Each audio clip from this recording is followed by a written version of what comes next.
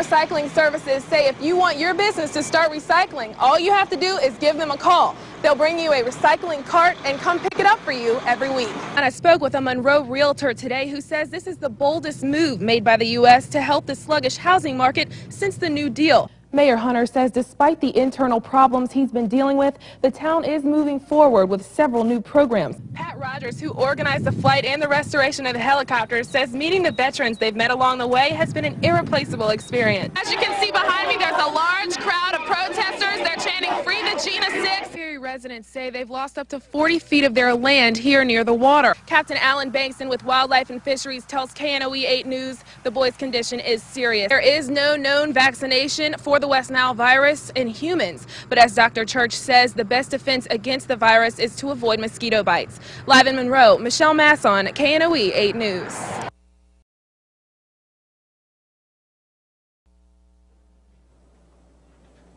Deputy Matthew Hill is part of the SCAT patrol that busted 41-year-old Jorge Torres with a $500,000 worth of cocaine bricks. Torres was stopped near the Pecan Land Mall at the Garrett Road exit off I-20 for following too closely.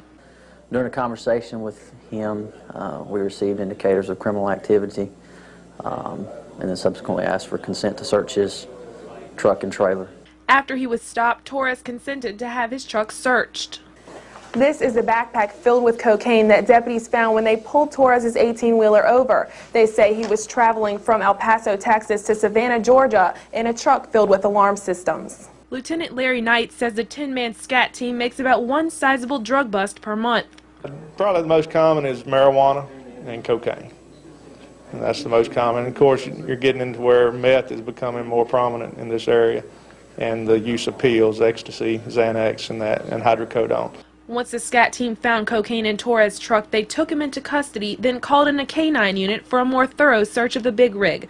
Though he frequently busts criminals on the road, Deputy Hill says the SCAT team doesn't just limit themselves to drug dealers. Our objective is to interdict criminals on the interstate, be it fugitives from justice or illegal narcotics traffickers. And after taking a $500,000 worth of cocaine off our streets, it appears they're doing a good job. In Monroe, Michelle Masson, KNOE 8 News.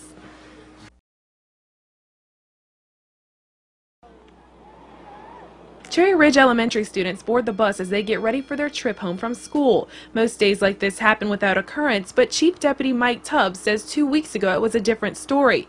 Several young pupils apparently engaged in oral sex acts on a Morehouse Parish school bus. You know, obviously if you had a situation where someone was being forced to do something or held against their will, but you know, these ages are kids and, you know, I don't think there's anything forceful went on. So it's just something they'll have to address with some education. Morehouse Parish Chief Deputy Mike Tubbs says 2 8-year-olds and a 5-year-old were involved in the sexual activity on the school bus. He says the children are now in counseling. Concerned parent Stacy Rabin has a child at the school and says he fears this likely happened because some children know too much too soon. Now, because of different parents' upbringings and kids being brought up by mostly kids and not having a good home base, then that's why it's hard for you to be able to just judge and say whether they knew or whether they didn't know, you know. Chief Deputy Mike Tubbs says the 5-year-old's mother filed a criminal complaint. Sheriff's deputies instructed her to notify the school board and juvenile officers. The complaint will be forwarded on to the DA's office for their review. At this point, I believe it's all being handled by the school.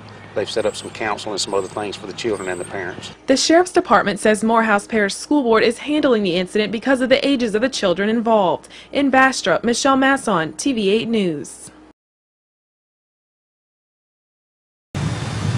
We were going to try to get back over, but it got us. Out of nowhere, big winds come up and started 4-foot swells, and it just overtook the boat and it flipped. We just had to hold on to the boat and ride it out. When she realized their 16-foot aluminum boat might capsize, Michelle called 911 from her cell phone. That call was life-saving. The wind pushed water into their boat, causing it to flip over. They drifted for 2 hours, clinging to the hull, wondering if anyone would find them.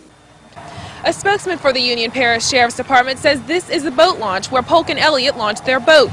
Captain Bankson says had the 3 on board not been wearing their life jackets, they may not have survived the ordeal. It was a very serious and dangerous situation, but it had a good ending. It could have been tragic And the main reason they had the foresight to prepare the boat, they all were wearing life jackets when they went in the water. These 3 survivors drifted to a small island on the lake. Mike Polk raised a shiny red gas tank and waved his arm to catch the rescuers' attention. Sure enough, a wildlife and fisheries agent saw Mike and, with the help of other agents and Union Parish Sheriff's deputies, rescued the family. In Union Parish, Michelle Masson, TV8 News.